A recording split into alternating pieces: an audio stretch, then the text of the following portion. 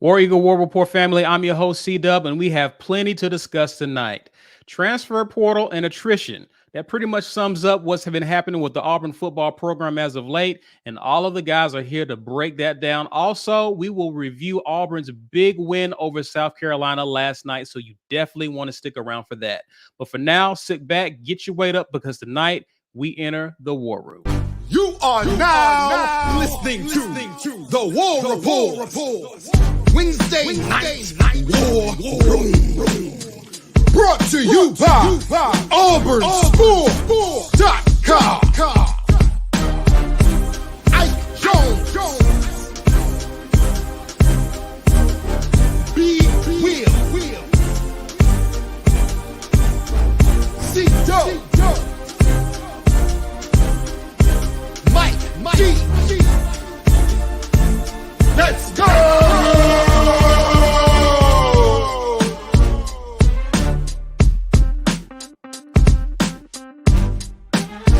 War Eagle, everyone. War Eagle, happy Wednesday. Welcome to the latest Wednesday night War Room, brought to you by our good friends at auburnsports.com. Please be sure to head over there to get your latest on recruiting and all news regarding Auburn athletics. JG, Peyton, those guys over there doing an outstanding job. Shouts out to them. And also shout out to our War Report community. Guys, do us a favor. If you're watching this live or on replay, do us a favor and share this on social media, guys. Help people find our content, and let's grow this community and make it bigger and stronger, better than ever before. Thanks in advance. Mike G, tell the people what they're missing if you're not a patron. Patron, yeah, that's right. It's patron now In the off season. All right. Yeah. All right. Well, patron the War Report.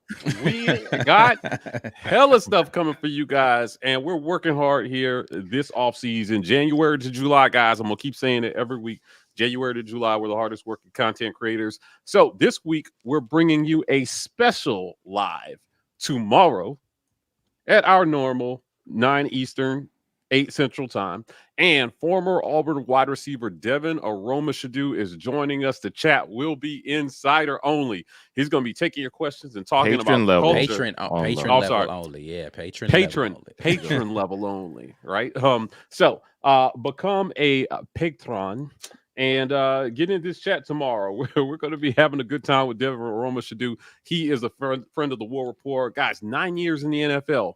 Lots of experience, also a former Auburn wide receiver. He had a lot to say. Him and I talked a lot yesterday about, everything going on in the program. So become a patron and join this chat tomorrow. We are limiting it. This is our special gift to our members, special Thursday night live. So other than that, you guys know the deal. We are partnered with the Lee County Humane Society to raise money for a great cause. So go to the About section of our YouTube channel.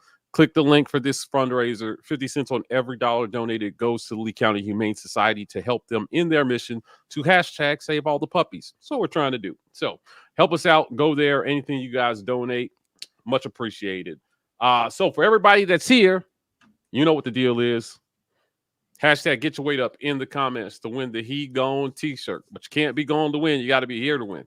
So hashtag get your weight up. This is brought to you by GWT2 Energy Consulting Services. That's our guy, Walt Taylor, in the comments. Thank Walt. Give him a digital high five for these giveaways every single live stream.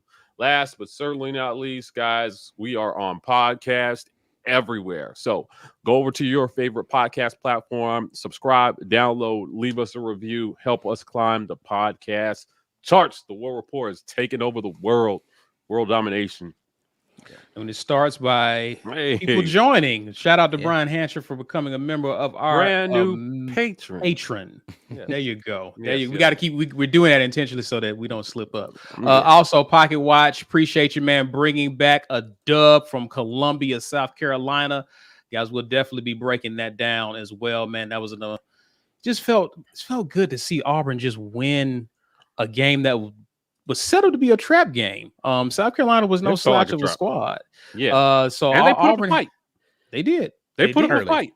They tried too early. They tried to come back late, They got early within and late. 6. Yeah. Yeah. I never felt like that game was in question, but yeah, they tried. Good job. But the mark of a good team, though, right? Is for that sure. When teams make those runs, Yeah. you pour some water on the fire and tell them to go cool down. Love For it. sure. Facts. Loved it. Dorian Hurd, appreciate you, buddy. Yo, what's up? War Report fam. It feels good to be back. It does feel good to be back, man. With one of the best communities ever, if not the best. I'm gonna just say it's the best community online. Bryson Bridges, I was kind of sad about Kobe Hudson, but then I saw Mike G was back in the alley, and now not even an autographed lunchbox from Grant Lloyd can cheer me up. I missed the very high quality wooden backdrop. Hey, listen, the wood might make an appearance. We'll put a poll. We'll put a poll. In the community. Thank you, C. Thank you. Thank you. You Good gotta Lord. hit him with a pause on that. You gotta hit him with a pause. Oh my god! Gotta hit him with a pause on that. It was man. right there. I mean, had to. But back to you and Wood making an appearance. I missed it. I was You still were saying? going. I forgot y'all was 3 years old. Never forget. How could you ever forget? Oh man, I'm glad I did, because I was about to say it and I was like, man, I don't want to always be the one. Then C hit him. I was like, yes, right. Well, it's 4 of us. The strength in numbers. Oh man, so good, so good. Let me just talk about the whole patron. Can I talk about that for like half a second? Yeah, do. Yo, Do the it. only reason we're changing the name is because I wanted to clear up the confusion. Again, we say this all the time. We're not peddling inside information. Right. And people seem to think the name insider means that we are trying to give you secret info that nobody else has. That's not what we do. There are plenty of places for you all. There are message boards and what do you call the little chat rooms at the folks? Discords and all that kind of. Y'all can have all of that and go do that there. And that's no shade to any of those people. Listen, they do a great job doing what they do. That's just not what we do. We are the fan channel that sits here and reacts to the news with y'all. Now, we do get information, but it's not our job to peddle it. So we just wanted to make it clear, you're giving money to support our channel, and we appreciate the support, and so we try to give something back for that. That's it. Yeah. So, yeah. Patron, exactly. Right. Since we're a show that reacts, I want you to react to this by Wesley Hilson. Grant Lloyd is now an offensive GA. That makes AU. sense. I'm not mad at that. Hey, listen, Is that real or congratulations. you just playing? Congrats to him, Yeah, but if that's real, that was the then next I am- step for him anyway. though. Yeah, I'm absolutely not upset at that. Yeah. I mean, listen, I'm really, really happy for him. Yeah. Just like listen, the best players don't always make the best coaches. Yeah. So just Facts. because he maybe couldn't Austin go out Davis there, was not a great quarterback. Right. Well, He's our offensive coordinator right now. he was had talent. He had talent. Okay. to the Grant league. Lloyd had He- talent. The league from I'm about to say Started Yeah, I was job. about to say he made it to the league. Okay. But my A lot of point people is, make it to the league. my point Nah, is, a lot of people don't. Correct. I'm just saying Well, there's like a lot of people that 2%. are in the league that are just okay. Okay. Yeah. most of the people in the Jamarcus league are just Russell made okay. it to the league. that would so you got a Tim point Tebow there. made it to the league. Right. You He had want me talent. to keep naming But people? based on what he did. Captain in Butt Fumble college. made it to the league. Every USC quarterback that ever existed made it to the league. No, not I every. don't know. Yeah, I don't know but about like Grant that. Lloyd didn't make it to the league. But I get your point. Yeah, My point is that my making it point to the is- league. My point is It that is you an don't have to be a accomplishment. great I player didn't to make be it a to the great league. coach, right? Shank, You can- Shankopotamus, how is this in my face? I'm happy about it. I don't understand. I'm not mad at this. I'm just laughing at how that made me sound. Like how you said that. Like, your In your face. He got a job. Okay, I'm not mad at that man getting a job. Yeah, I really think that he could make a good coach, and it says something face. that the coaches respected him enough to give him this. I think even though he couldn't go out and execute certain things, his understanding Well, of the so game Wesley is probably said he's pretty just high. kidding. He's not. Now we're going Oh, off on a God. tangent about something that's not even real. He just Therefore, saying we'll go to stuff. this one. Therefore, Okay, we'll go all to right. this one. Let's touch on balls. All right. Thanks, Dorian Wesley. Hurd. What happens at strike 3, Dorian? I'm just curious, but continue. Good touch on balls. Oh, ha. I don't know. I might have to mute myself for 5 minutes on strike 3. Ah, listen. It's all good. Listen, let's go ahead and talk about. And we mentioned attrition. Let's talk about what's been widely speculated. It hasn't been confirmed, but Nick Eason is expected to join Clemson staff. All signs are pointing to it, but though it has not yet been confirmed. I just want to cue the Florida Evans soundbite from a very popular TV show when James Evans died. Yeah. That's about how I felt when I heard this news, Yeah, because he was definitely one of my favorite assistants.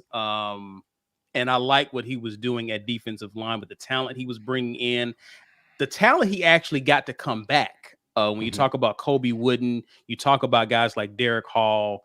I was impressed with that even more so than the talent that he was bringing in out of high school in the portal. So, you know, those are pretty much my sentiments, just disappointment. But want to go start with you, B. What are your thoughts, your feelings on this? It has yet to been confirmed, but all signs point to it. How you feel? Accurate. At peace. He's at peace. He's at peace. No, I'm I'm about to say no, he's not. He is not. This was the person who had really, recruiting wise, this was between him and Caddy. That's 1-2 for best recruiter, and you could say 1A, 1B. I don't know if you could really rank between those two, but both have been bringing in very good talent since the moment they got here. Both have been, we've seen very good play out of both of their positions since they've been here, and it is a huge loss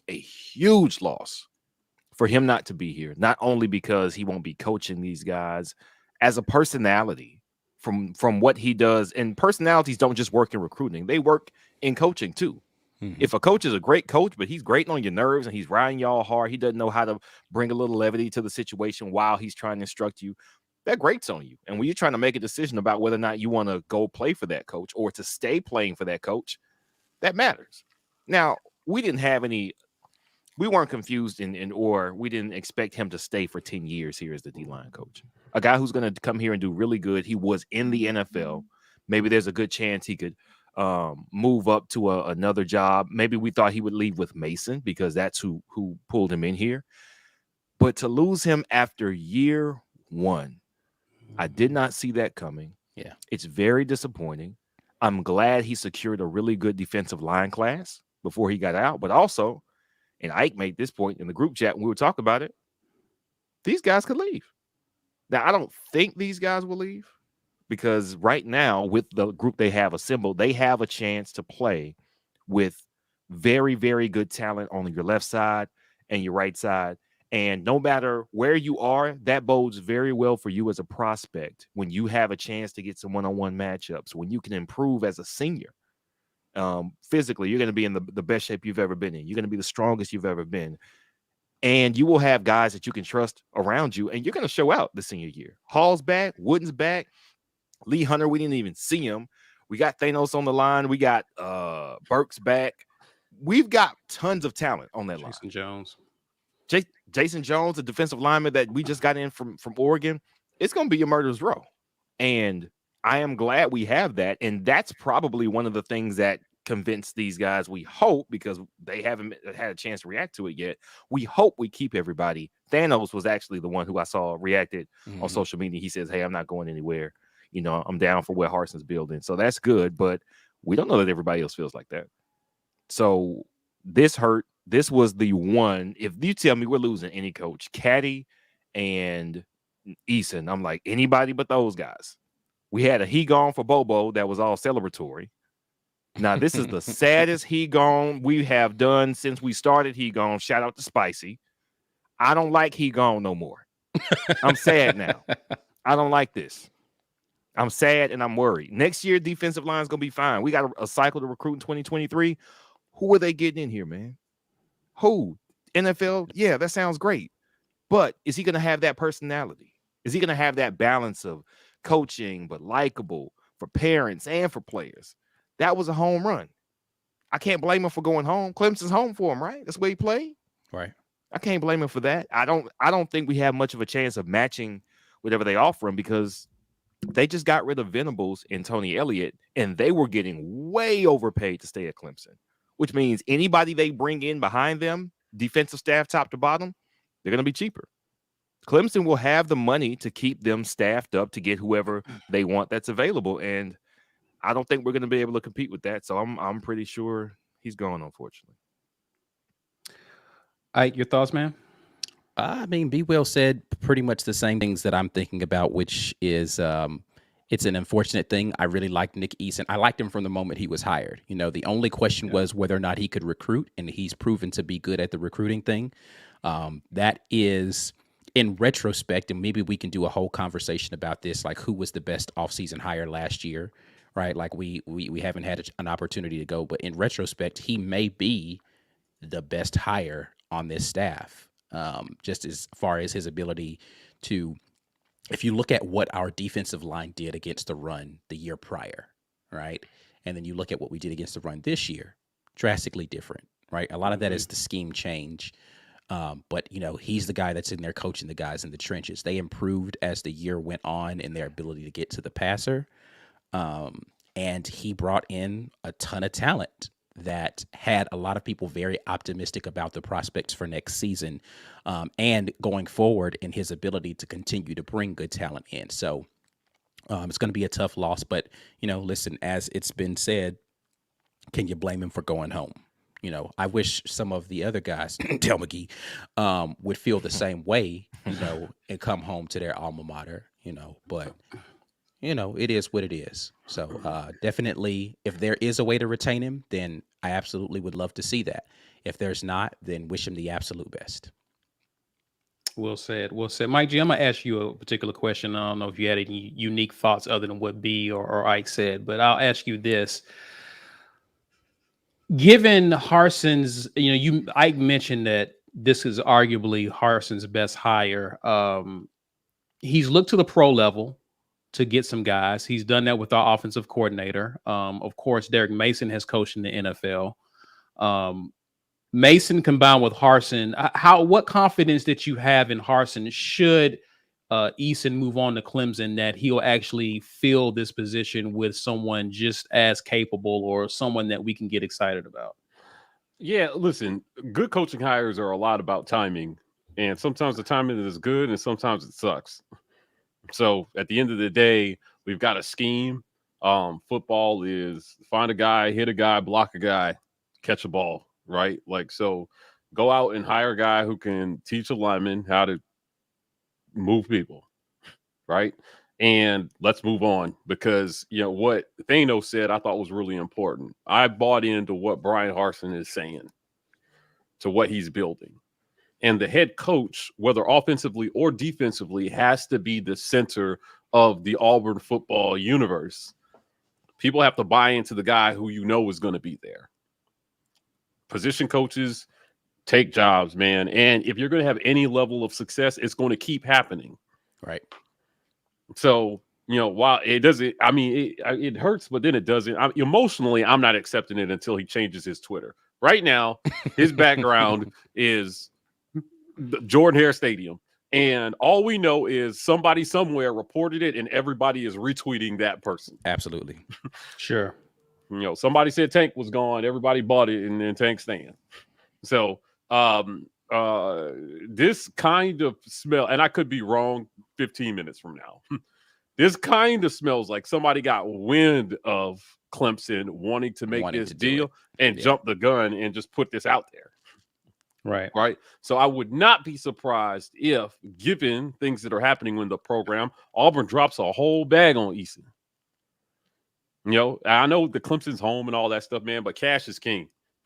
Right. So if he can make, you know, good money, not only to be D-line coach, but because of his recruiting prowess, that's what you're really paying for. Being able to pitch and sell himself to guys, because the position coach, that's that kid's most important. Besides, you know, head coach, you're not talking to the head coach every day, man. You're talking to your position coach. For sure. Right.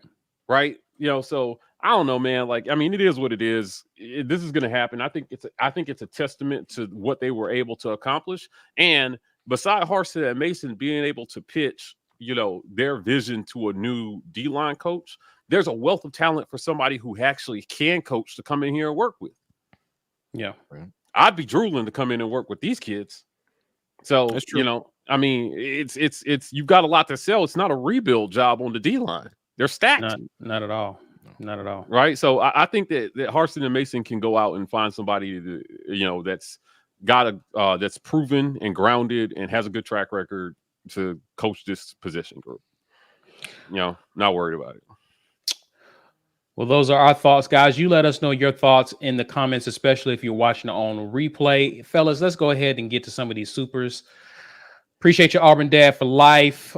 He's referring back to basketball. Our bench is so deep it put the rest of the SEC to sleep. Now, you're a rap. Is that an Ice Cube? Yeah. Yep. That sounds like an Ice Cube reference there. All right. I see your Auburn dad with the Ice Cube. All right. Bryson Bridges says, now, can we get serious about Grant Lloyd for head coach, right? I hope he's a head coach one day. Yeah, man. I hope most of these guys that don't ever pan out on the field find good coaching jobs. A lot of them do. Yeah, and get to work with kids. That would be cool. Wesley, it really is okay. Wesley. No, it's not okay. We talked for 3 minutes about that, Wesley.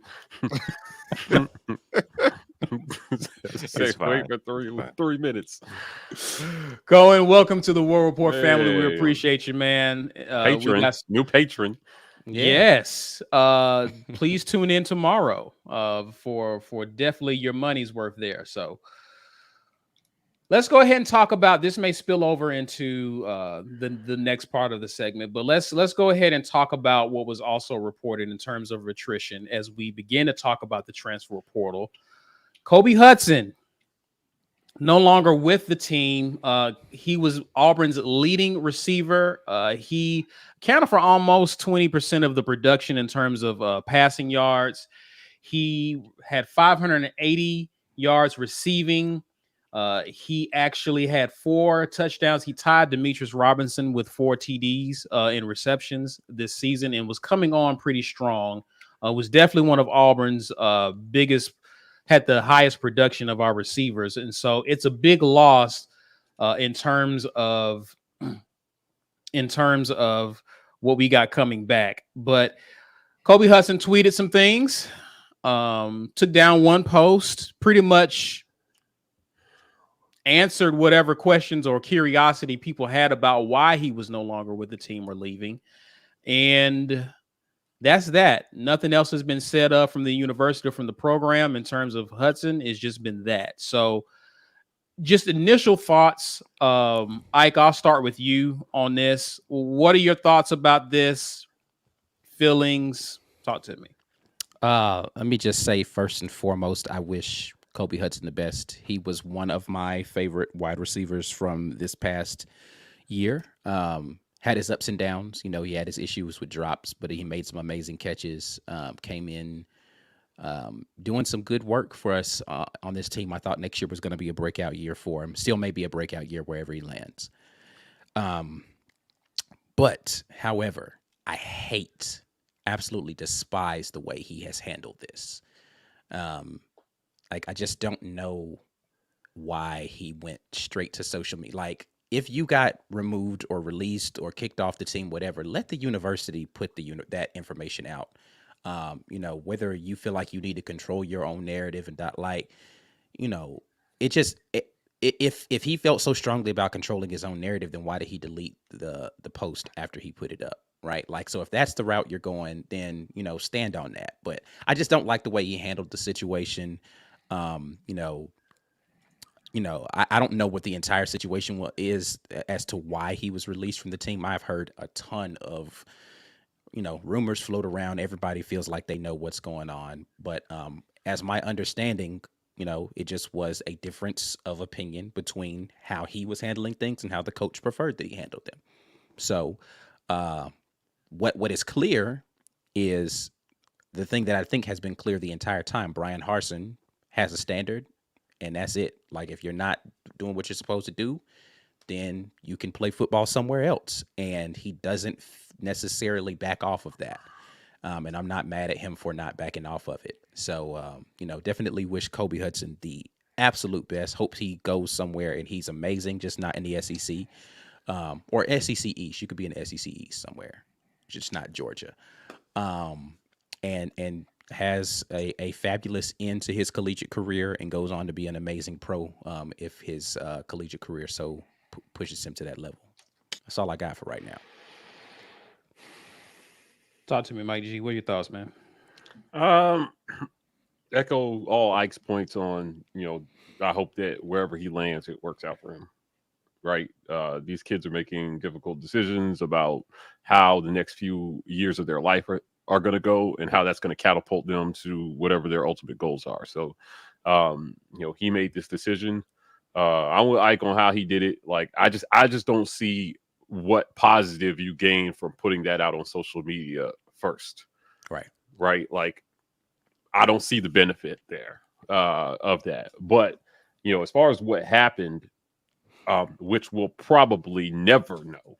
Right. Because I doubt you're going to hear anything from the university on this at all. Right. Which makes it even more questionable why he did that. Yeah. If it was a disciplinary thing, they're going to say nothing. They're going to say nothing. And then you're going to enter the transfer portal. And when asked, he's just going to say, hey, we talked and he thought that he needed to move on and we respect his decision. That's it. That's all I would expect to hear from the university on this. But now you have to tell a story. Right. Because you put it out there. So now everybody's going to ask and wonder why. He's going to get that question over and over and over again everywhere he goes. And they're going to want to know why he got kicked off. And he's either going to have to be completely honest or just lie through his teeth about what happened. Which is and then that's gonna force him to go to the coaches and be like, hey, can you give us some backstory? Is this kid a troublemaker? Like, he made it so much more difficult on himself for no reason. Yeah, the story is gonna follow him regardless because he started every game. Mm-hmm. So leaving as the clear number one guy is gonna be curious to somebody. The questions were gonna be there. So you've lost your ability to control the narrative. Really. Because now people are going to want to know the truth. What really happened?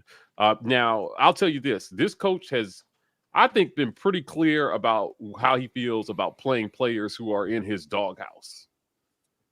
I don't think he got in the doghouse. He was in the doghouse, and this was a buildup to anything. This smells of something sudden happened. And he flew off the handle, and coach said, who are you talking to, son? That's not based on any inside information. That is just, I'm telling you, our coach has shown us that he will not play guys who are not bought in. And Kobe played every game this season. So between the end of the bowl game and this announcement, something went down. Right? Harsin was upset enough about it. And, he, according to Kobe's words, I was kicked off. That means that somebody told him the piece. And, we could sit here and speculate up and down on what that is. I don't really want to do that. I hope people will not do that at this point, even though we put it out there, right? Like, just let it be, because you're never going to get the truth. You're never going to get the truth. Have you seen our comment section lately? Yeah, I mean, it was on Twitter. Yeah, I just don't know. I mean, there are two sides to the story, and I'm not absolving the coaching staff of any wrongdoing here either. Right. He might have a really good reason to be upset. We don't know. Right. Don't know. I just don't think he gained anything from putting it out there like this. Right. Which is why, and somebody else told him that, which is why you saw the delete on some of the stuff that he posted. Yeah. Somebody came to him and was like, bro, that's not a good look, man. Take that down. Right. Yeah. So, that's my thought on it. Like, I hope that it works out for him. I hope that whatever happened, hopefully he can overcome it and it doesn't follow him. But, coaches are going to ask don't get it twisted. This coaching fraternity is pretty tight. For sure. They'll call and they'll ask, hey, what was the deal with this kid? And it's like it's like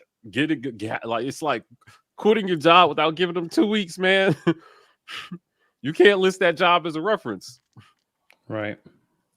Or you know what? Maybe if you had gone quietly, whatever the blow up was about, he would have, what? Let's just move on. I'm going to be tight-lipped about what happened. Wish you well. Best for both. Right. Now, I think that he, and we won't know this for sure, but if another coach calls Harsin to ask him, you essentially just eliminated the possibility that he's going to throw you a bone. Have something favorable to say. To throw you a bone. Yeah. Harsin's only options here are to be tight-lipped and be like, hey, I don't want to get into it, or to completely let it be known. In which case, either way, if I'm a coach, I'm calling Harsin anyway because I have concerns.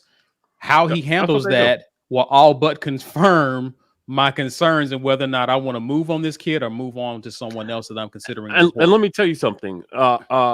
Silence speaks volumes as well. Absolutely. Too. If a coach calls and a coach doesn't want to say anything, absolutely, it's almost like spilling the beans. Yeah. So I don't know. It's like if your old job calls a new job and says, hey, is this employee eligible for rehire? And you're like, I can't answer that question.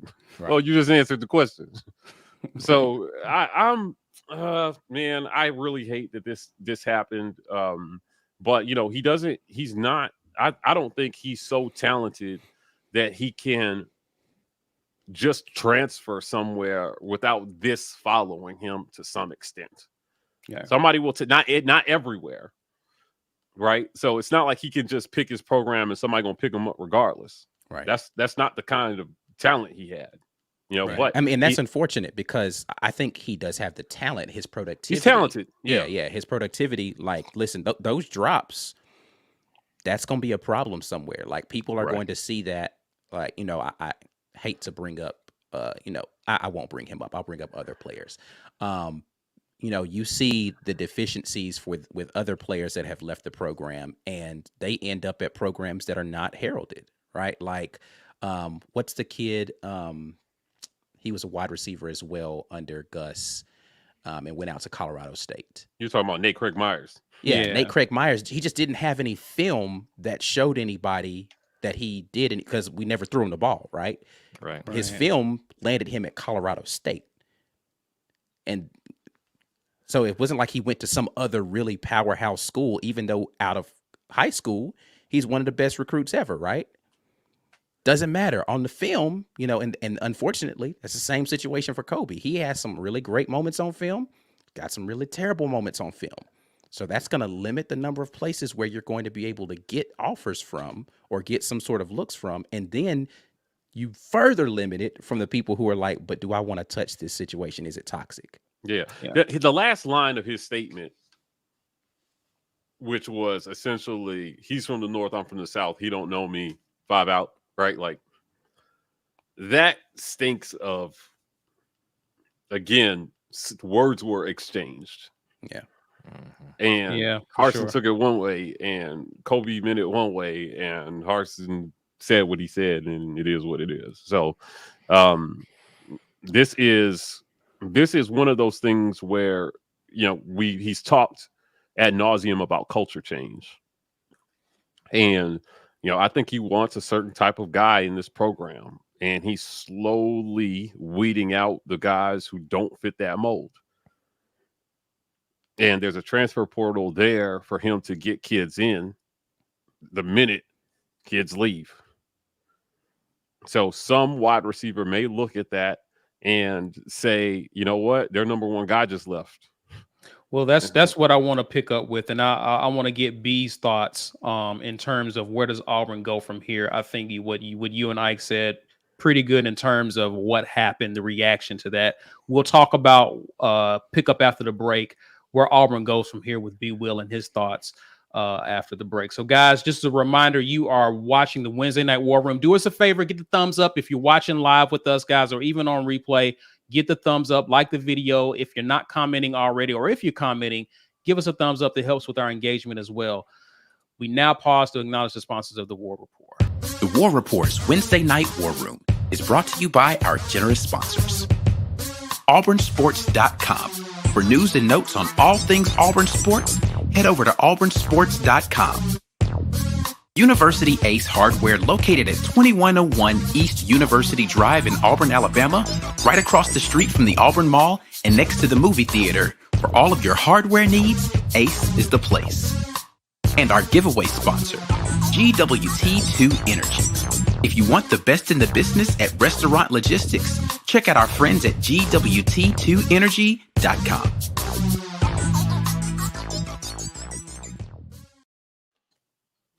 Mike G, talk about how to become a patron. Become a patron.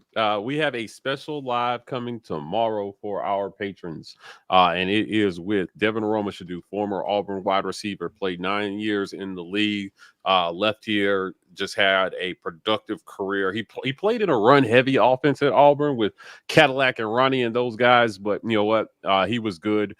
He's a friend of the War Report, so we really appreciate him taking some time to do this special live with you guys tomorrow.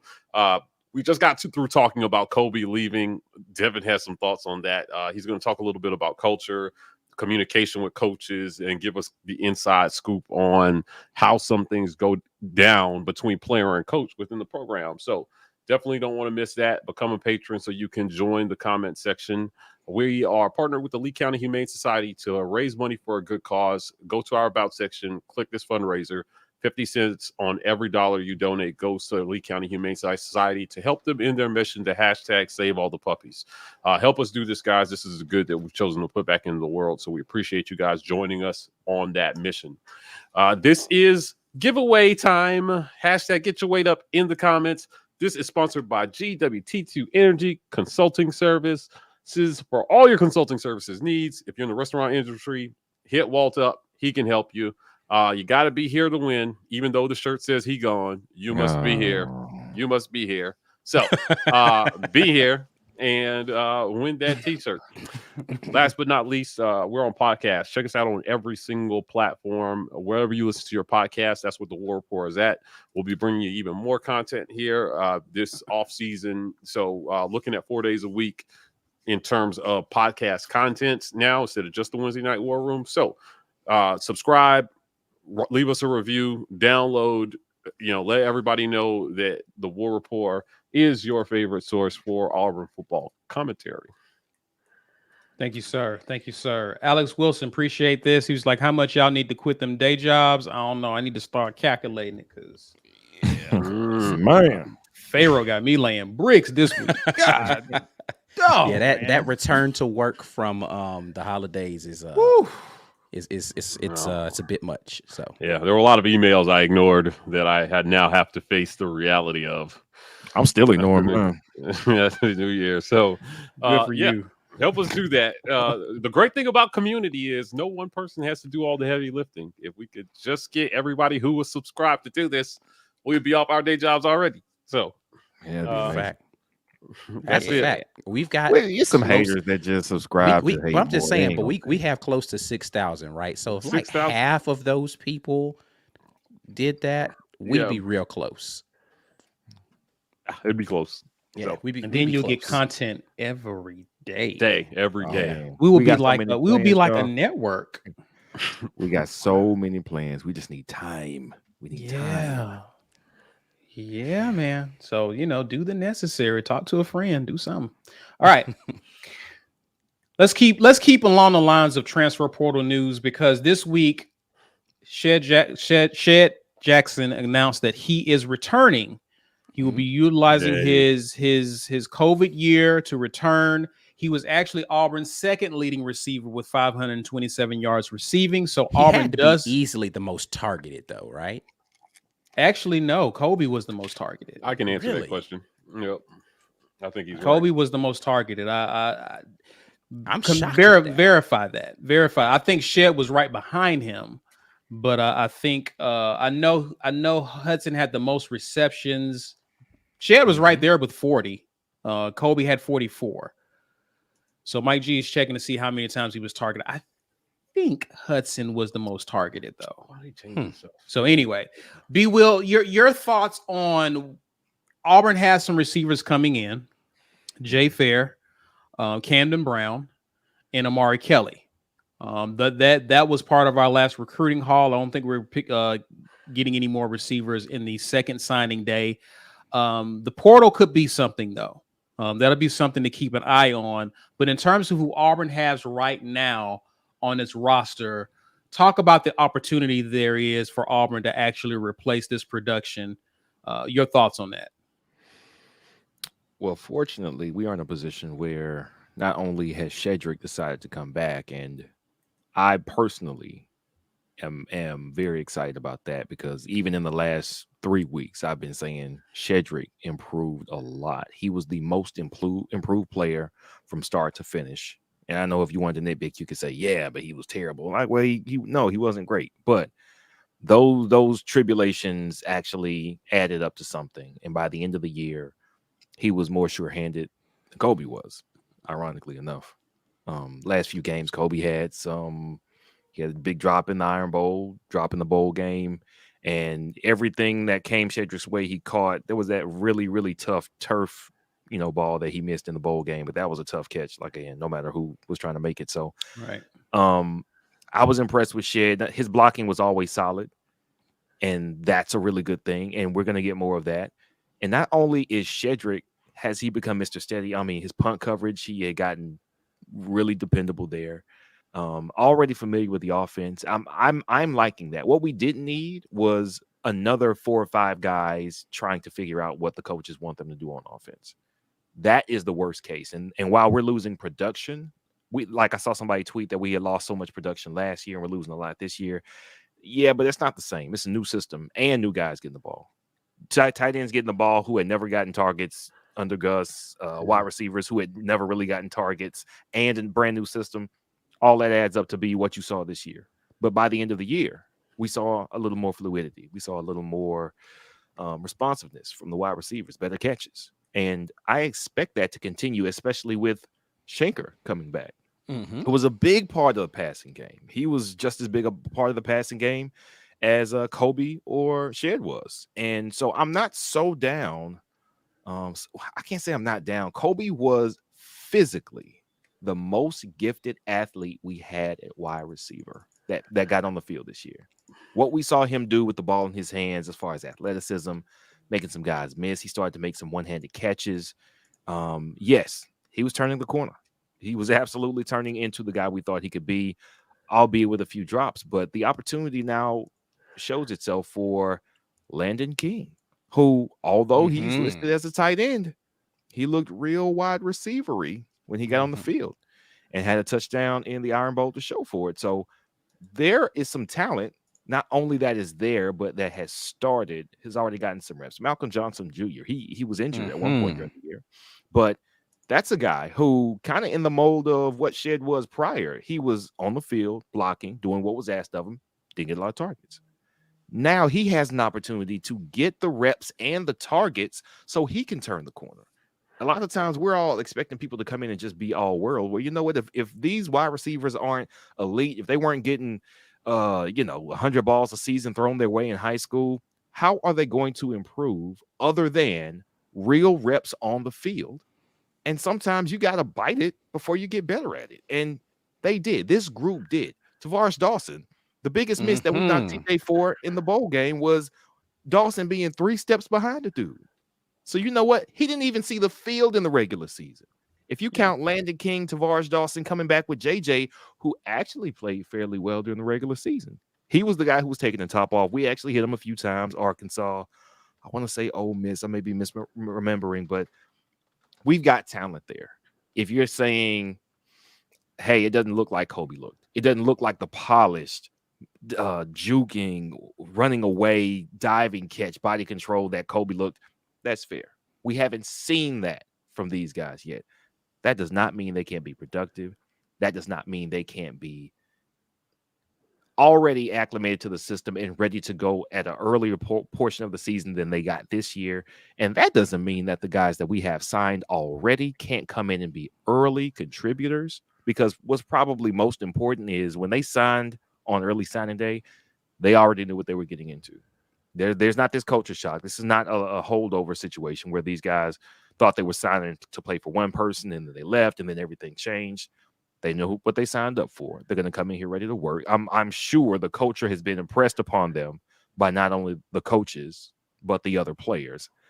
I think we're not in as bad a situation as everybody thinks we are. Quarterback, I get everybody being puzzled about it because we lost a lot of production, and more so than wide receiver, quarterbacks need work to reach their potential. and we don't have a lot of time to lose games and waste to get any one quarterback up to speed. We need a solid option early so we can be productive and we can win some games early. But wide receiver, I think we're better off than everybody thinks we are. And I can't say I'm not worried about it, but I'm not too worried about that. I think they've got something here. And just because we don't have big names or guys that we're used to seeing on the field doesn't mean we don't have talent and production ready to step up. Mike G, talk to me. You know, it's a War Report Wednesday. Shout out to a friend of the show, Zach Blackerby, over at Locked On. Please be sure to check him out. Check out his content. We were on there, and you said something that stood out to me. You mentioned that there's so many other question marks on this offense with the brand new OC coming in and a QB battle. It's going to, or it should create an opportunity for guys to get their shot in this offense. Kind of expound on that in terms of the opportunities that are available to this wide receiver group. Some guys who have been itching to get their chance in this offense. Yeah, I just think, with guys leaving, Kobe's leaving, so that's 77 targets gone, just like that, yeah. Right? Was he the most targeted guy? He was by about 9 targets, right? Okay. But if you are looking at it, you got Malcolm Johnson Jr., who had 12 targets this season. Mm-hmm. That's a lot more targets that might potentially come his way. So he should triple his targets, I would think, in this next season as one of the most experienced guys. If I'm a receiver in this system, I'm grabbing anybody who might play quarterback next season. And I'm saying, let's go to the intramural fields and throw the ball around. I want to know everything about how you throw the ball, how fast you throw it, how deep you throw it, and let me be your go-to guy. If you can trust any one guy to be where you're going to put the ball, it's going to be me. That's it. I'm going to be your favorite target next year. And that's what I hope guys are doing. I hope they're not just sitting around waiting to be told it's their turn. Yep. Because that's a mistake. Step up and take it from somebody. That's what has to happen. So anytime you change systems, there's a change in regard, there's an opportunity for somebody to come in and make a splash and do what the last guy wouldn't do. Chris Todd has told us this over and over and over again. If, he was competing for a job, he just made sure the guy he was competing with, I'm doing everything that guy's doing, and I'm doing everything he's not doing. And if I find out he's doing it and I'm not doing it, I'm doing it the next day, the next minute. So that competitive fire, man, listen, I just don't – I almost used a word I didn't want to use, but, I don't want a team full of guys who rah-rah guys. I don't want that anymore. I want a team full of killers who want to take the job from the guy who's got it. I don't care how good he is. I'm coming for yours, right? And if you're going to keep the job, you're going to have to fight for your life to keep it. That means every day in practice. That means, every ball you miss, I'm catching. So they may have given you the starting job, but if you slip, your ass is grass. And that's it. So opportunities have to be taken, man. In college football, opportunities have to be taken. Stop waiting around on somebody to tell you that you're the next guy up. Every quarterback that we got in here now should be thinking that way. Even though I don't think he'll win it, that's what I want from Holden Garner when he comes in. Mm-hmm. I don't want him to accept I'm a freshman. No, man, come in here and work your ass off like you expect to start in the fall. Right. That's what you want. That's how you start to build a pipeline of guys that can get the job done. They all act like they're the guy and they practice like they're the guy. They walk to class like they're the guy. It's time for us to start building that culture of toughness and competitiveness within the program. My favorite story that Chris told me was about Graham Harrell. Graham tried to pull some crap while he was competing for a starting job with Chris. And he jumped into a drill where it wasn't his turn and took reps from him. In front of the whole team, Chris said, if you ever pull some shit like that again, I'm going to whoop your ass. Don't you ever take reps from me again. Now, Graham kept the job, but the message was sent. That guy left Texas Tech and came to Auburn and won a starting job in 8 fall practices without a spring. Killer. So, I'm not pining over Kobe leaving. Okay, he's going. If Shed is going to stay, I hope it's not because he thinks he's the most senior guy and it's going to be handed to him. I don't give a damn how many targets he got last year. 68. If Malcolm Johnson can do the job, on the level that Kobe can, I expect him to get less. But all this seniority stuff, man, over, just try hard, and I don't want to see any of that. The hell with seniority. Get guys in here who just want to fight for the job every single day. Yeah. Hard hat, lunch bill guys. That's what I like about what Jarquez Hunter said. Look, unprompted, he posted to, I think, his Twitter. He was like, it's time to get to work or get left behind. He's like, that's it. Listen, I see, Tank is back. Damari Alston's coming in. They're still talking about getting another running back in this class. Sean Jackson ain't rolling over. Like, who's the other kid that was the transfer last year? Jordan Ingram's still here. Running back room's crowded, man. Yeah. I'm not letting anybody take my snaps. My snaps started dwindling already as the year went on. Next year, I need to see the field more. What do I need to figure out how to do? Right. So I'll tell you this, man. In a lot of other programs, you don't see these kids running from competition. Right. Now, look, we put out a graphic yesterday. Look at the teams with the fewest amount of players in the portal right now. Teams that you think guys would be saying, it's stacked here. I'm going to go play someplace else. But Bama's got 4 kids in the portal. Georgia has a whopping 0. Now, you might see some after the national title game. But my point still stands. Texas A&M has got like 3 or 4. So those guys aren't running there. Yeah. The message has to be, if you work your ass off, it will be rewarded eventually.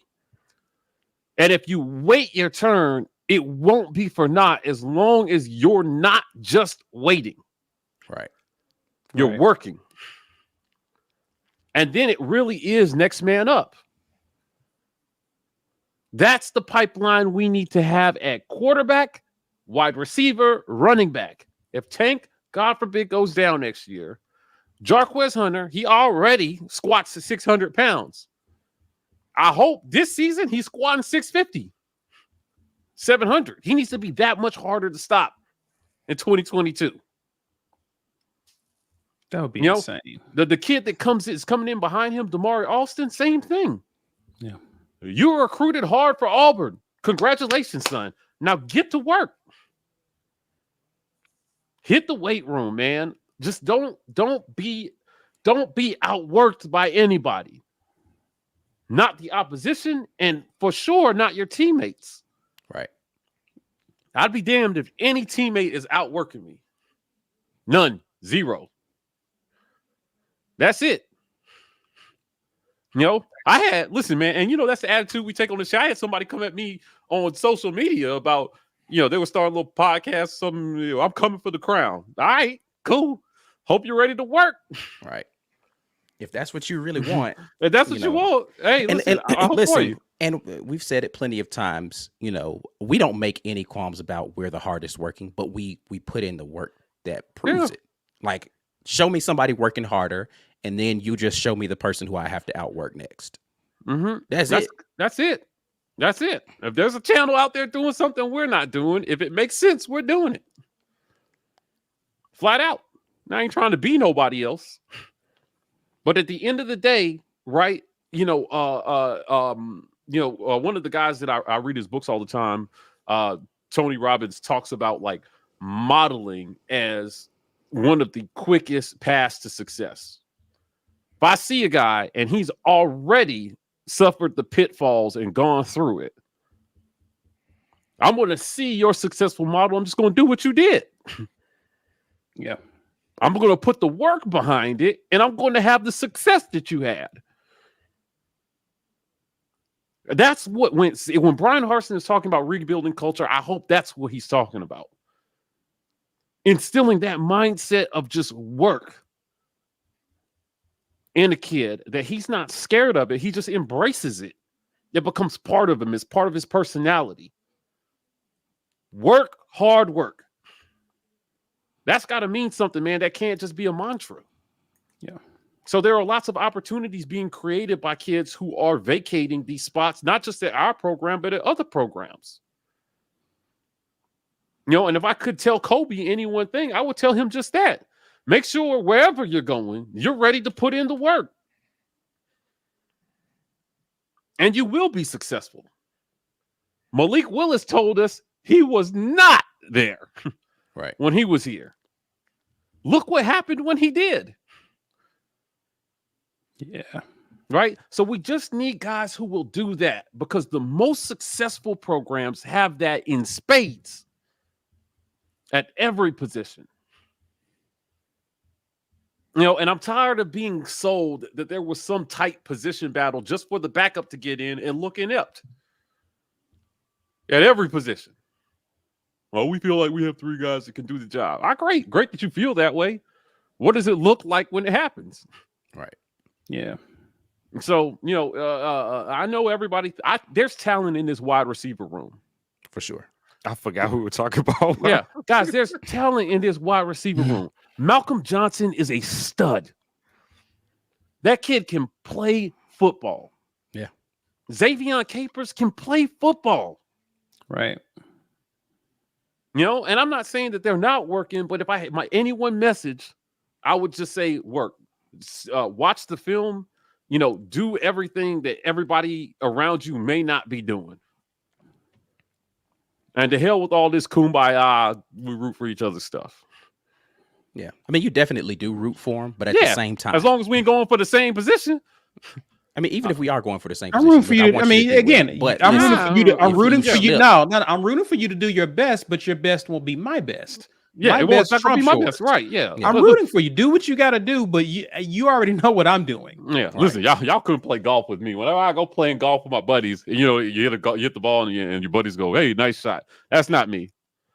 Well, so golf is not a team sport, number one. Number two, I would never be on the golf course at any point in time in life. Only one person can win. Only one person can win. So you hit the ball. It is a different. That's 100% valid. You will definitely win if I'm on the golf course. Is all I'm saying. You can have that. You can have that. I'm just saying. You hit a bad shot, I will let you know that was terrible. I might flip the golf. You're gonna do that again. All I'm trying to say.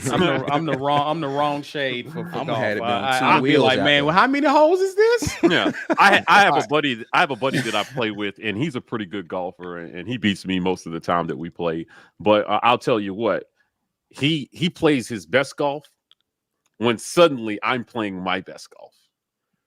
Competitive. Yeah, like sometimes he goes out there, and if I'm not competitive, that's how I used to be when I used to hoop round. with you. Remember that be Will? How I used to. Exactly. Winning 9 times out of 10. The one time I'm having a decent game, he's like, "No, I gotta shut this down." Yeah, right. Yeah, that's what it is. You ain't finna actually win. That's how competitors are. Let's before we get to the giveaway, let's run through these super chats real quick. Steve Valentine says, "I believe Demetrius Davis or Holden will be our next QB. They should focus on wide receiver and offensive line. Let coaches work with them. Focus getting them some wide receiver talent to help War Eagle." Appreciate that, sir. It's time for Will Friend to earn his paycheck. For sure. Yeah, man. Real talk. Man. Stuart Donald, I was checking out B-ball ticket prices in T-Town. Kentucky starts at $50, A&M $8, Baylor $60, Auburn $62. So I didn't know Baylor was playing Alabama.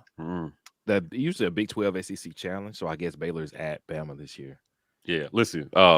Wait till Auburn, Kentucky comes around and look how expensive those tickets are. They'll be going $200 a pop. I'm pretty sure people already know what those prices are, but yeah. War Eagle here. I just want to say Lee Hunter. Me too. I can't wait to see this kid. Can't wait. I thought we might see him in a bowl game, man, but I'm satisfied to wait. Absolutely, especially if he shows up for sure.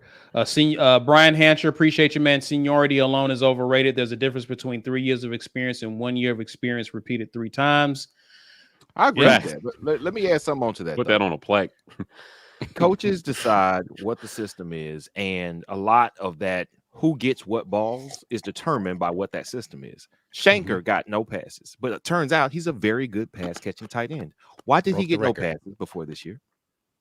Because of who was coaching him and who was throwing the ball.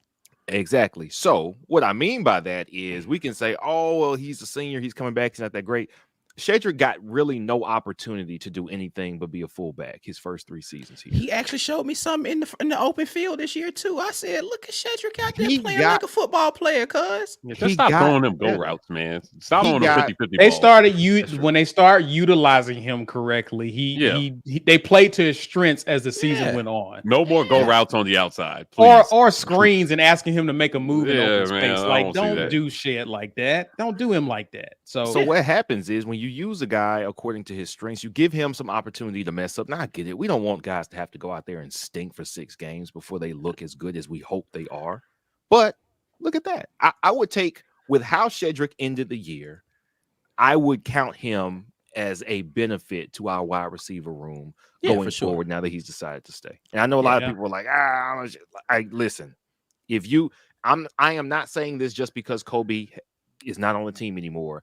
He and Kobe have the very similar value to me as far as what they bring to the room, because Kobe was still having drops, and that was a little concerning to me. Even late as he improved, he did improve. He continued to drop the ball, and Shedrick did not. So again, I've been high on Shedrick. He finally got a year to actually play and develop, and he got better. So I think that he's a benefit. He had 7 drops on the season. Kobe did. And Kobe only had 7? Wow. 7 drops. Williams says B Will standing 8 count. Are we talking about in B-ball? I don't know what you're talking about. Yeah. That did lead the team, by the way. Yeah. He had most targets, most drops. It's not. Lawrence says, I don't hoop no more. You are 100% correct. Yeah, that boy knees is done. My knees completely trash, bro. You get everybody who get 35. If you ain't in regular exercise and trying to, My stay in knees shape, been trash for a long time. But though, but so. but listen, B, you got to be playing ball still. Like Yeah. you That's can what I'm be saying. you can be in have to shape. continue to play. Yeah. You can't just Yeah. be working out and run. No, that's a whole different muscle you working with playing ball. If you ain't I go playing shoot ball, around it's- every it's now and done. then, but I ain't. You ain't ask me running to full run up court? No, not at all. You know? Not at all. Wesley Hilson embarrassing. says, therefore, I believe in it. Commenting on what Mike was saying, Yeah. therefore, I believe in hard work for sure. Yeah. It's time, man. We had a he gone shirt when other guys have left. It's time to do it now. Before we get to that, a quick word from our sponsor, Ethan Dawe. All right, business owners, high-income professionals, listen up. Have you ever considered that by funding a 401k or IRA, you are potentially creating a massive tax burden when you retire? Contrary to what you hear from traditional advisors and accountants, 401k or IRA do not save on taxes. It postpones the tax and tax calculation. Wealthy people don't have access to some special tax code. They use financial products, parts of the tax code that are available to everyone, including you and strategy. Would you like to learn how to take advantage of the tax code? All right, well, check this out. Our guy, Ethan Dawe, the owner of Innovative Financial Solutions, has clients throughout the USA and is a nationally recognized expert in the veterinary community. You know how we love to say puppies. So contact Ethan at 251-243-6038 or email him, ethan@ethandawe.com. Ethan Dawe is your alternative to traditional financial planning. Tell him the War Report sent you. And it's time. Let's do it. We giving away this shirt, man. We're already over 100. I hadn't been looking at it, but we are giving away the He Gone shirt today. Once again, shout out to Walt Taylor, GWT2 Energy Consulting Services, for your consulting needs, restaurant logistics, if you want to open a restaurant and figure out how all that stuff is going. Walt Taylor's your man, also the man making sure that we can continue to give you all this wonderful merch. Since we're already over 100, I am not going to belabor this. I mean, it's 470 people in here, but you know, it is what it is. Let's hit this button, man, and see who's gonna get the shirt today. Let's go, Corey. Let's go, Corey. Maybe. I saw his Oh, name I flash thought- up there oh, one time. All right. Sherman. Hey. Hey, wait. I think Sherman won before. Sherman, Sherman, has Sherman, won. have you I won? think so. I think I've seen so. Sherman win something. Gonna be the people be like, I've never won anything in my life. I'm Don't you ever lie on me like that. I'm pretty sure Sherman won something. Spicy said he gone already.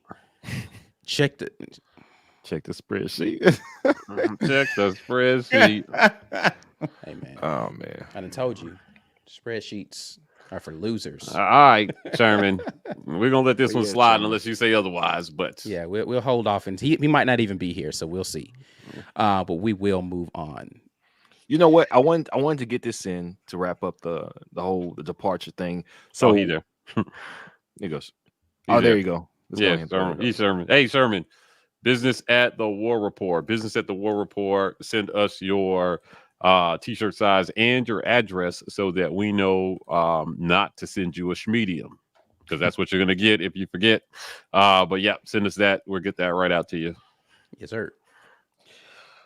Go ahead, B. I was just thinking.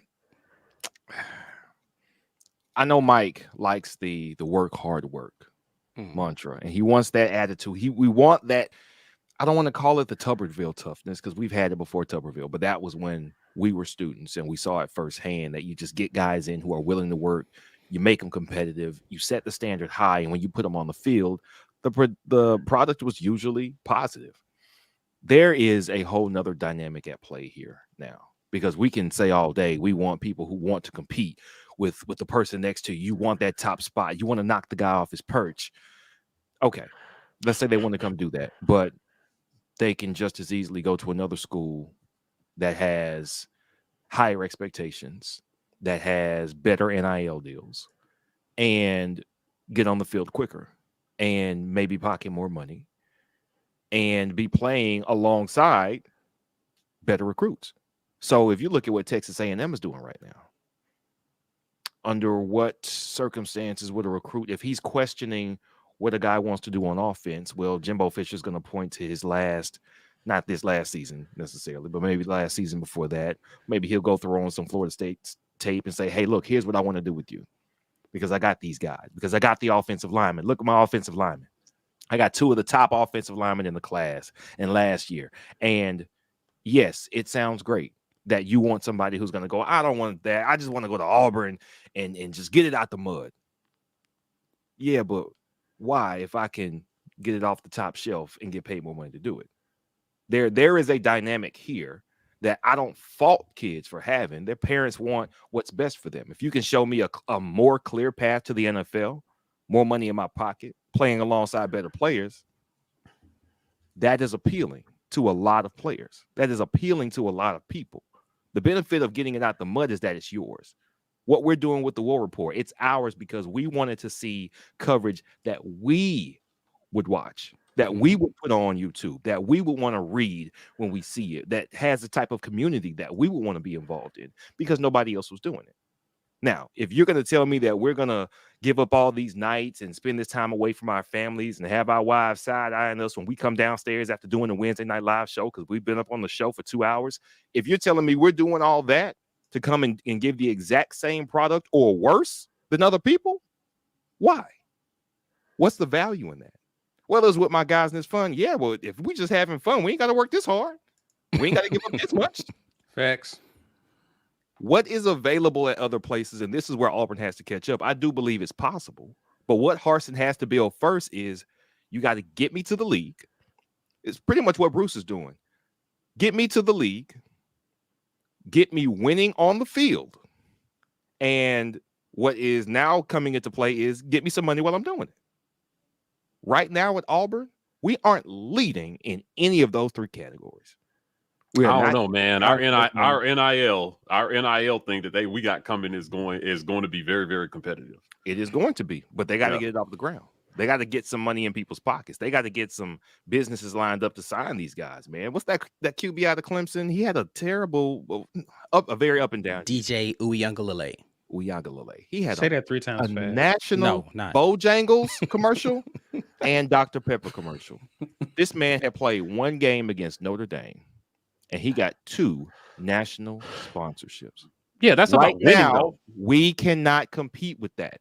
And I am not faulting anybody who says, I see the NFL, I see money in my pocket, I see success on the field. Yes, I want that, and Auburn doesn't have that yet. But y'all call me when y'all get there.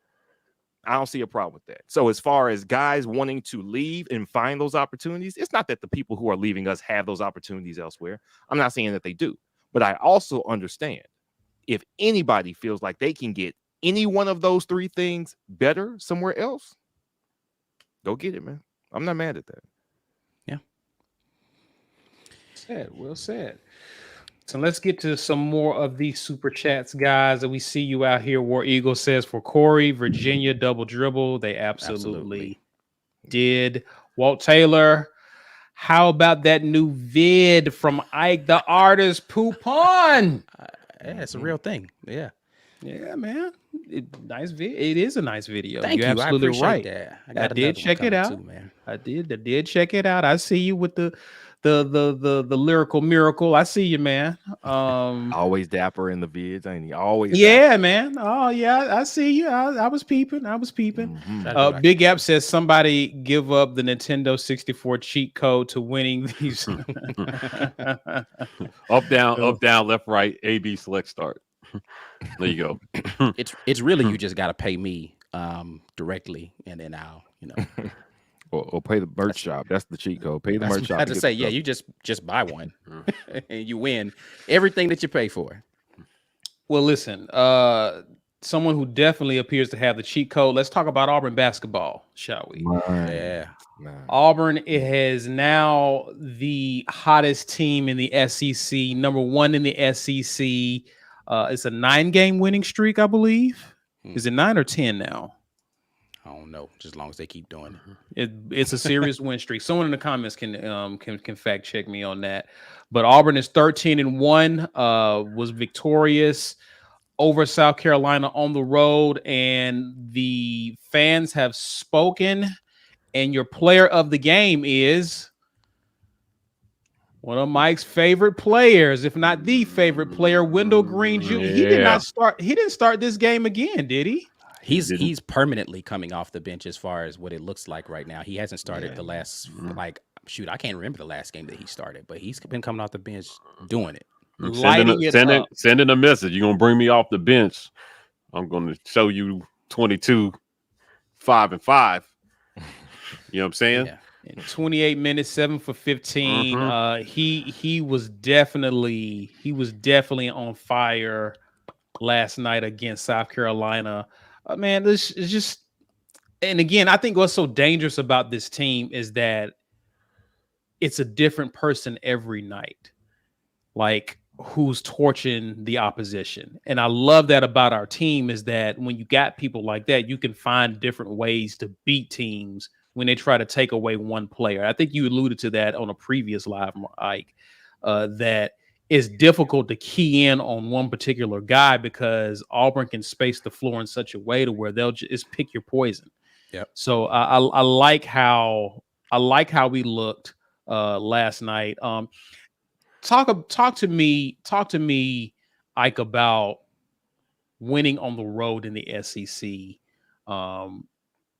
Mike mentioned it. It felt like a trap. It had trap game written all over it. For sure. Yeah. Especially knowing what we know to be true about South Carolina, how physical, how tough they are as a team. By the way, War Eagle says, Ike, it's that sauce, referring to your video. Yeah. Talk to me about, man, because sometimes we can kind of overlook these types of wins because it's South Carolina, it's not Kentucky, it's not Bama, it's not Tennessee. But talk about how important these types of games are when you play like a South Carolina or an Ole Miss on the road. Yeah, I mean, so it's just like, the football team, right? Like South Carolina was one of those games I think our team might have looked over on the football field. The basketball team didn't make that mistake. They went to Columbia to handle business. Again, South Carolina tried to jump out early, but we weren't having any of that. So I think after South Carolina was leading 1-0, we never surrendered the lead after we got up. after that point. It was just a barrage. And then, like Mike said, they closed to within 6. But I think the toughness of the team, as Mike alluded to earlier, the thing that you have to look at is your ability to weather a storm and not panic. Frankly, I don't think that Jabari Smith had a very good game, right? Like, he only scored 10 points. It's not even about his scoring. Like, he had a lot of turnovers that were just bad passes. Like, they were bad. He had situations where he looked lost when he was at the top of the key and he would get the ball. Like, he just didn't have a very good game. Team still won by 15, right? Like, consensus top 10 pick in next year's NBA lottery has one of his worst games of the season. You win by 15.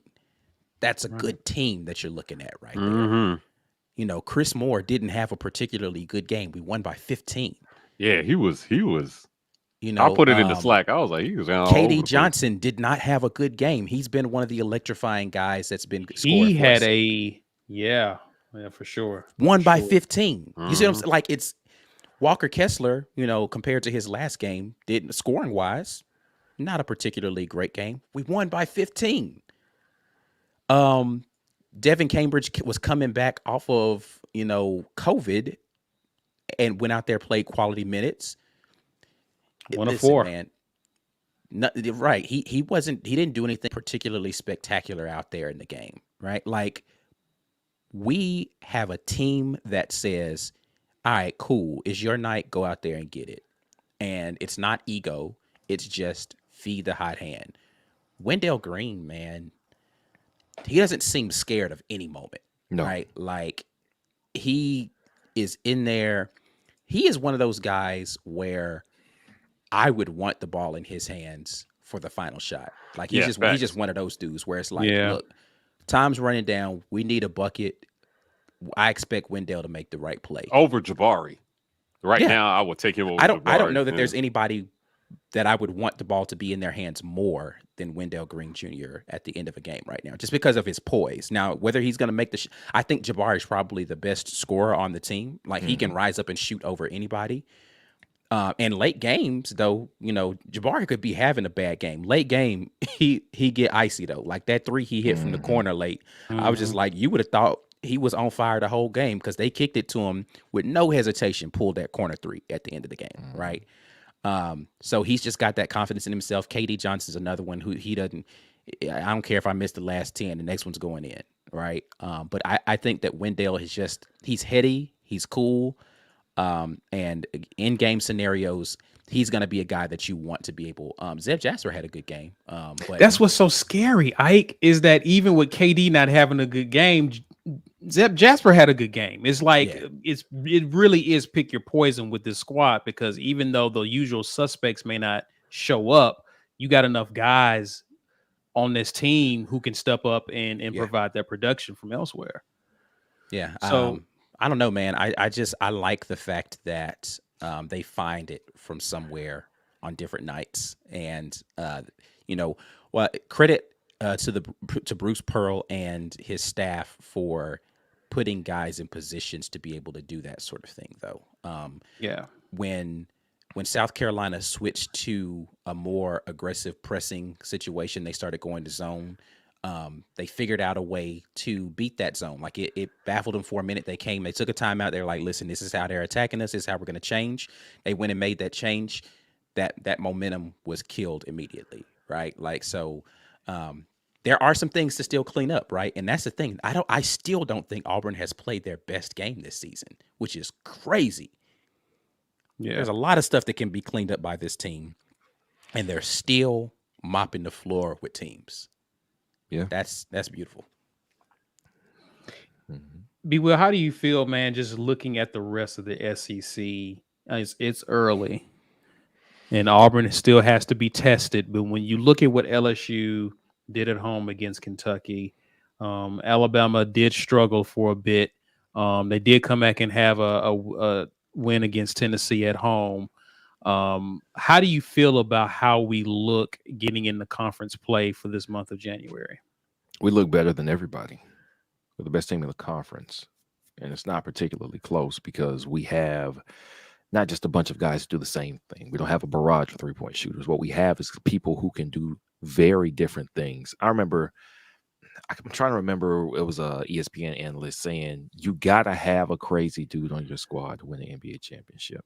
Talking about how like Rasheed Wallace was that dude for the Pistons that year, and Rodman was that guy, and different guys at different times are that dude. Like PJ Tucker on the Bucks was that guy last year. Like, here's your dude who is crazy, who's going to challenge. We got that dude. KD is the crazy dude. He is absolutely the crazy dude. He gets everybody hyped up. He gets on everybody's nerves on defense. Everybody has a role, and these people are playing the role. Like Cardwell, like he had a steal and went full court and flushed it. Yeah. He actually did it twice. Like that. Like, Yeah, he got fouled the second time, but the full court situation twice. Yeah. What I see happening with this team that I don't necessarily see with all the other teams is that everybody is very much empowered to play in their role, and they have accepted their roles. Jalen Williams was starting last year, and he's coming off the bench in spot duty. And when he comes in, he is coming in motivated. Had a couple of really good finishes last night. An absolute body last night too. Oh my goodness. Yes, he did. Yeah, I was shocked. I didn't know he he was gonna flush it. Like, I thought he was gonna go up, like maybe get fouled and lay it up. When he flushed it, I was like, oh my. He just hung in the air. He just waited for the other dude, Gravity, to do his job with the other guy, and it was like, That's pretty nasty. I ain't even know Gravity and I made a deal. I'm gonna stay up here. You gonna go down there, and then I'm gonna dunk it.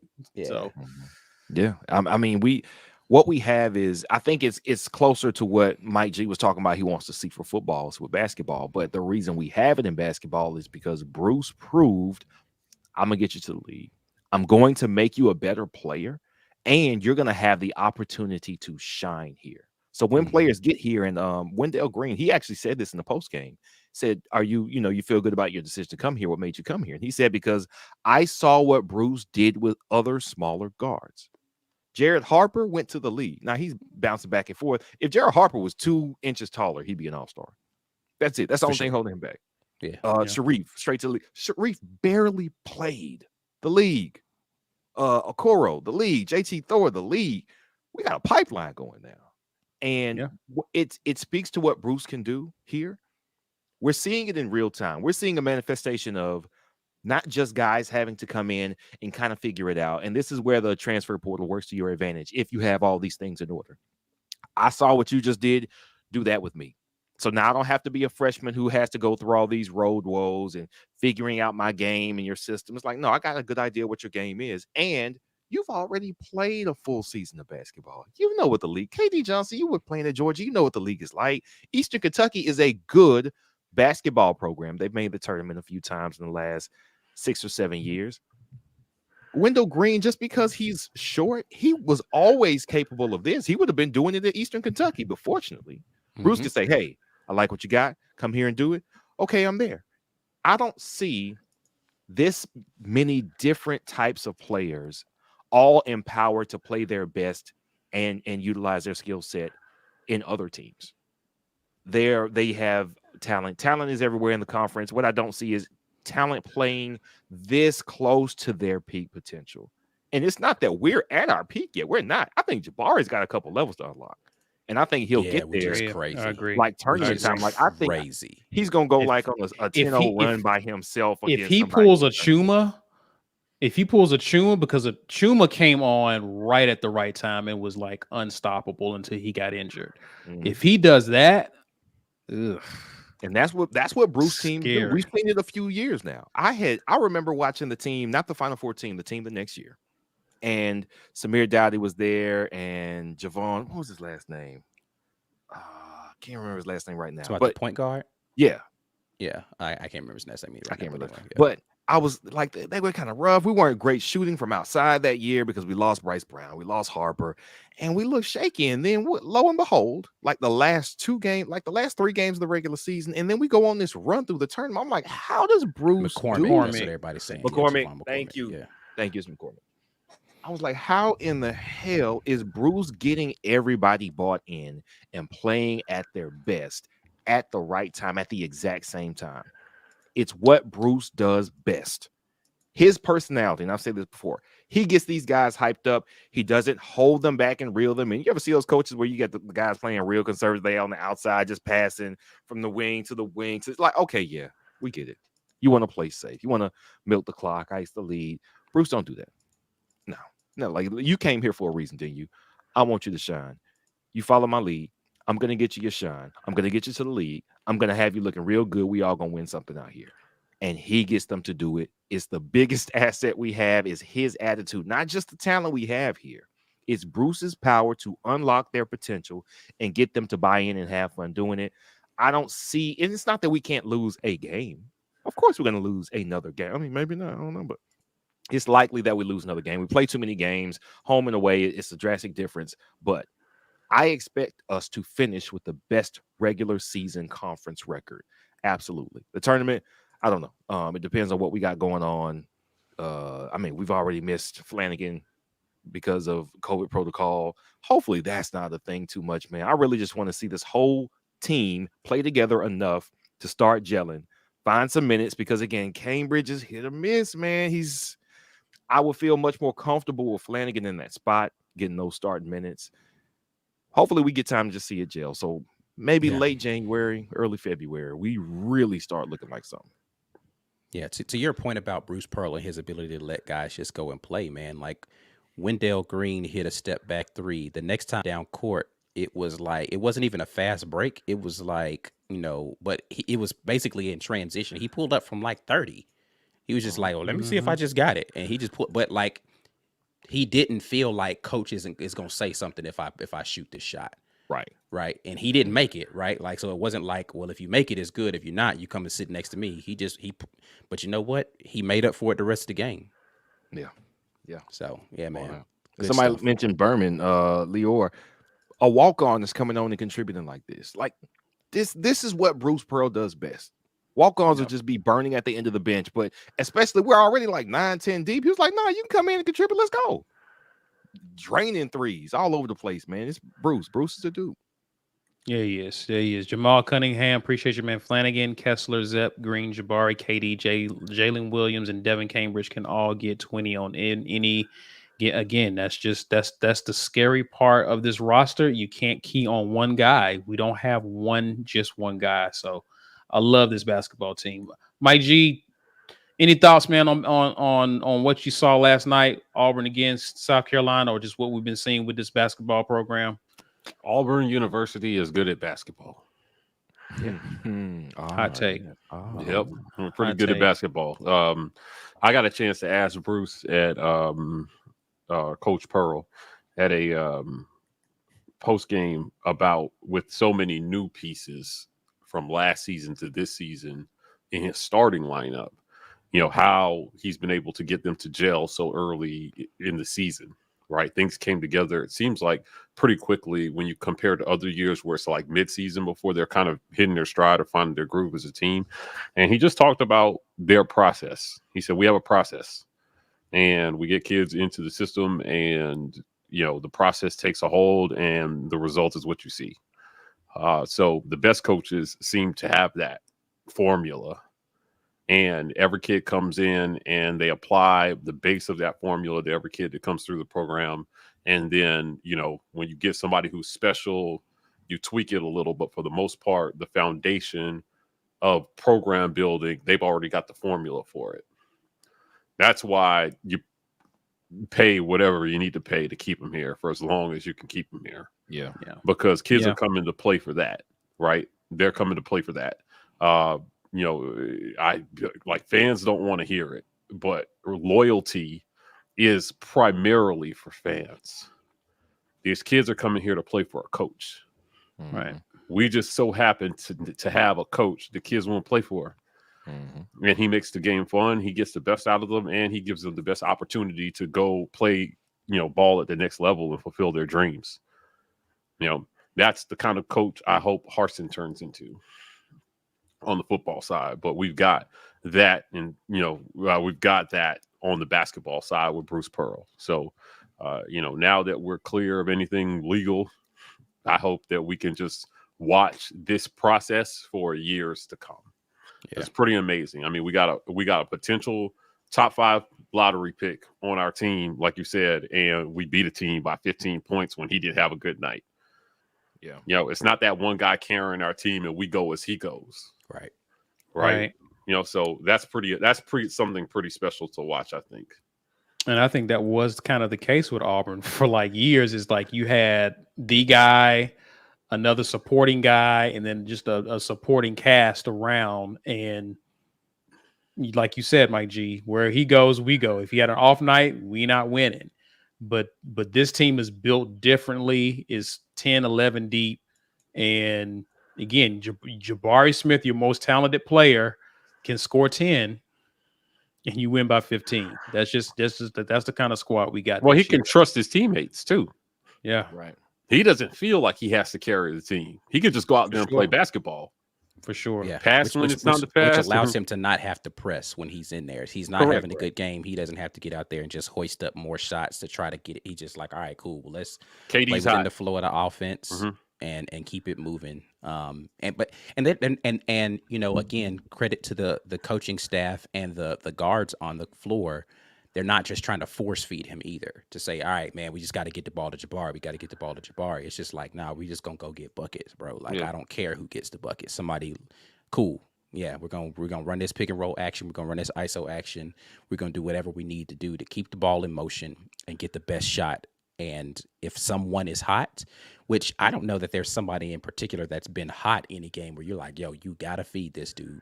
It's all been in the flow of the game. Like, you know, Wendell Green had 22 this game, but he was like, what, 9 of 19 or something like it's not like he had some amazing shooting night. 7 he of 15. was 7 of 15. Like, it's not an amazing shooting night. It was, you know, he gonna hit some, he's gonna miss some, but they're in the flow of the basketball game. They're not forcing. They do take some ill-advised shots, you know, every now and then. Again, you know, Wendell pulling up from 30 with no rebounding support. That's not the greatest shot in the world. But in the flow of the game, they're trying to make quality basketball plays, and it's paying dividends, specifically because the defense is so good. Like, they can just lock down at any point in time, and you've got the anchor back there in Kessler, who is just like, he's either blocking or altering like double-digit shots per game, blocking and or altering. So it makes it really difficult. So good to see, man. Good to see. I like teams that lock down defensively and can have fun and get and score in the half court. So we can do it all. I'll say this: Bruce Pearl is sneaking up on the best start of his coaching career. Mm-hmm. It was 16-1, wasn't it? Yeah, 07, 08, Tennessee Volunteers started 16-1, and they lost their 18th game to Kentucky. They finished that season 29-4. So he would have to get to 17-1 for it to be his best start. But I just went back last week and just tried to see, is this something, you know, we knew he had some good teams at Tennessee, and, you know, I think they made the Sweet 16 that year, but this is getting pretty close to that. Yeah. Love to see it, man. We look forward. Auburn has Florida this Saturday. Is it Florida Auburn plays? Yes. Okay. Yes. Yeah, Florida's the next game for sure. Yeah, they just got beat by Bama. So we'll definitely be covering that game on Sunday. Definitely giving a review of what we saw in that game as well. So you guys definitely don't want to miss that. Mike G, do us a favor, man. Tell the people about how they can become a patron and what they can expect. Yeah, actually, before we get into that, I want to just give a shout out to Suni Lee. Her first meet at Auburn University is coming up this Saturday. And we actually posted the video to our channel of her presser this week. So if you haven't seen that, I highly recommend you go give that a look, because it's pretty historic, right? Like, we have an Olympic gold medal champion on campus, and she is a freshman at Auburn University. But she said something during that presser that I wanted to highlight, when she just talked about how she had been struggling with her mental health and the adjustment to college, right? And for these kids, you know, we kind of beat up on Kobe a little bit here, but there's a tremendous amount of pressure on college athletes to perform. And lost in all that is their humanity, like how they feel. So, I wasn't in love with how Kobe put out what he put out. But at the end of the day, I would challenge fans to just remember that these are people who are human and have feelings. And they're college kids. Again, we talked about this. Like, they're college kids, man. Like, they're gonna do stupid stuff every now and then. So she said in her presser, she's been struggling with her mental health and learning how to manage that. And I can only imagine, she's learning how to work on a team for the first time because she had one-on-one coaching. Everything was so singularly focused when she was preparing for the Olympics. Now she's part of a team and she's trying to work with her teammates, and there's all eyes are on her. She just won a gold medal, but is just trying to be a student to some extent.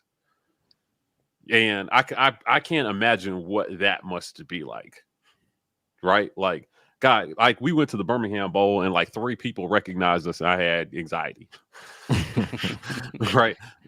So I can't imagine what it's like when you're walking around and everybody is talking about you when you pass.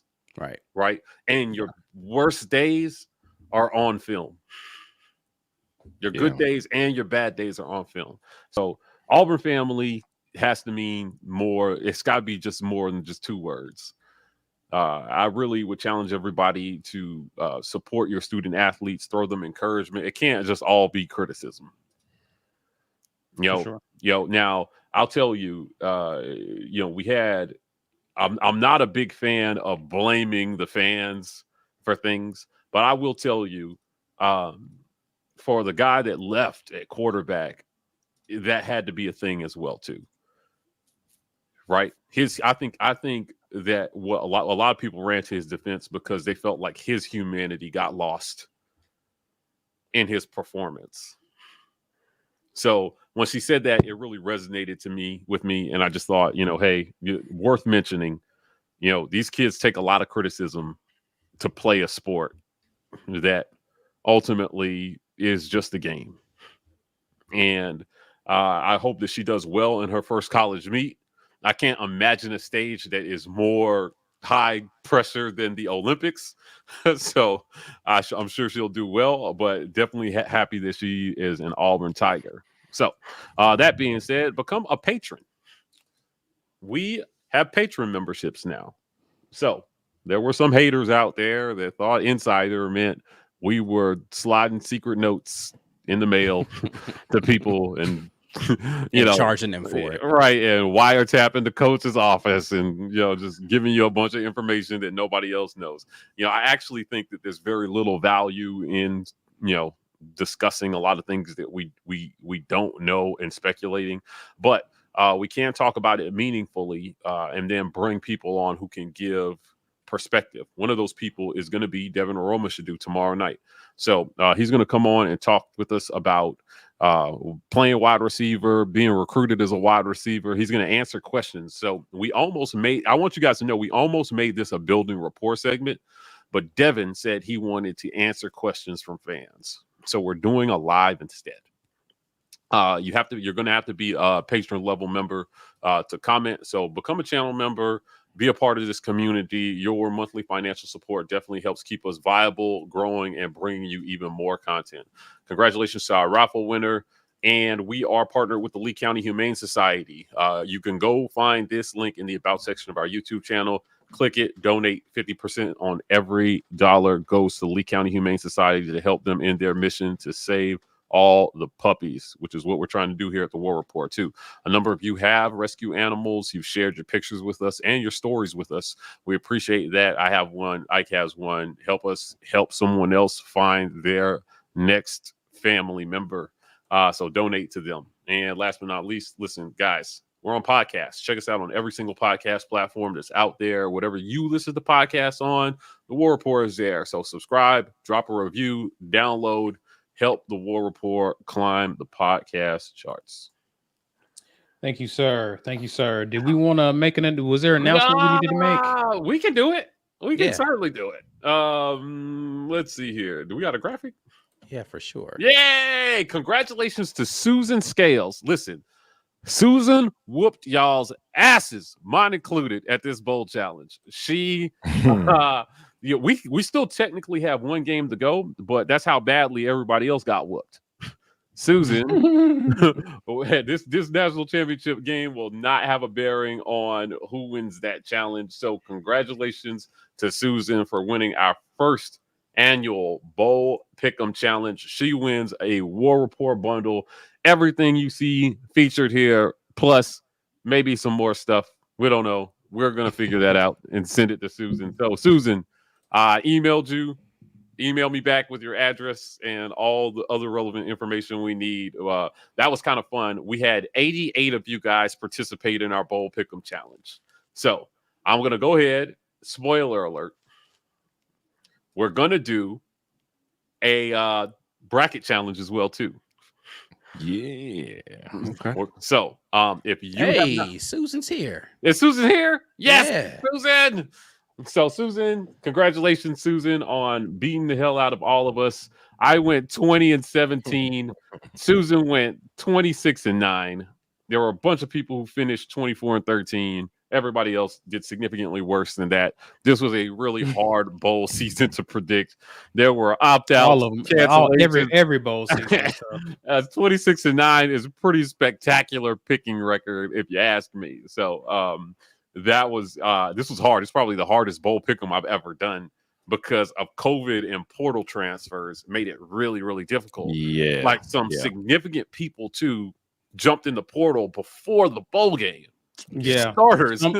So there were people who were like, I may play, and then the game came around and they were like, yeah, I'm supporting. Yeah, like the day before. Oh my goodness. So 26-9, maybe even 27-9 if she picks the national title right, is a pretty fantastic job. So congratulations to Susan. We want to give more of this stuff away to you guys. So if you haven't done it already, please go to the About section of our YouTube channel and register for our email list. Please.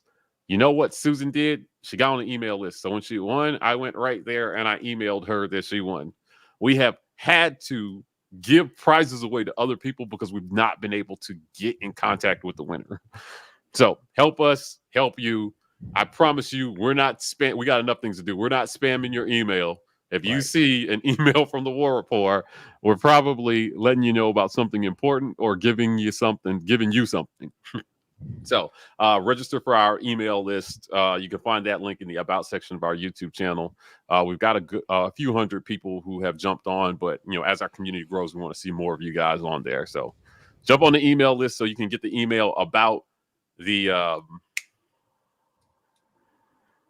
bracket challenge. Whatever it's gonna be. The tournament challenge, right? So you can fill out a bracket because sometimes too, to keep randos, I like posting things in the community, but if we email you guys, it keeps the randos out of our challenge. I want that to be only community members, real community members. If you sign up for our email list, I'll know that's you. And one last word from one of our community members, Jonathan Harris. This team, referring to the basketball team, is so good. Jabari doesn't get to show off his post game. People forget that he can score from anywhere. He is a glitch in the matrix. Yeah, man, we said it earlier. I'm waiting to see him unlock his full potential, man, before he goes off to the league because it's there. It's there. We see glimpses of it, and so he puts it all together with video that I'm going to be putting out soon. So we're going to talk more about that young man soon. Sweet. Well, guys, listen, before you get out of here, be sure to share this video on social media. Use hashtag Get Your Weight Up. Also, before you get out of here, and if you haven't done so already, please be sure to like this video. And if you're new to our channel, subscribe to us, man. We have content throughout the week, so you definitely will have access to great Auburn content, especially if you're an Auburn fan. You can follow us on Twitter and Instagram at The War Report. We are TW Report on TikTok. That's it for now. We'll see our patron members on tomorrow with Devin as we talk or recap the season. Definitely gets to chop it up with him. We'll definitely see you then. But until then, guys, have a great rest of your week. And as always, War Eagle. War Eagle. War Eagle.